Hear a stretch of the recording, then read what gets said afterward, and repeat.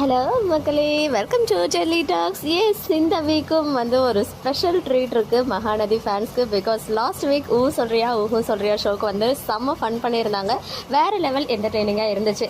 இந்த வாரம் அதை தொடர்ந்து அண்டாக்கா கசம் ஷோவில் நம்ம மகாநதி டீம் தான் வர இருக்காங்க. அழகான 4 பியூட்டிஃபுல்லான பேர்ஸோடைய ப்ரெசன்ஸுமே இருக்க போகுது. ஃபர்ஸ்ட் டைமாக 4 பேருமே வந்து அட்டன் பண்ணுற ஷோ அண்டாக்கா கசம் ஷோ தான். ஸோ அஃபிஷியலாக ப்ரொமோ ரிலீஸ் பண்ணிட்டாங்க. அண்ட் இதுதான் week of hour. Last time இந்த சொல்றியா ஷோக்கு வந்து பார்த்தீங்கன்னா அவங்க இன்ட்ரடியூஸ் பண்ணும்போது விஜய் காவேரியை விகா அப்படின்னு பண்ணியிருந்தாங்க, விஇகேஏ அப்படின்னு சொல்லி.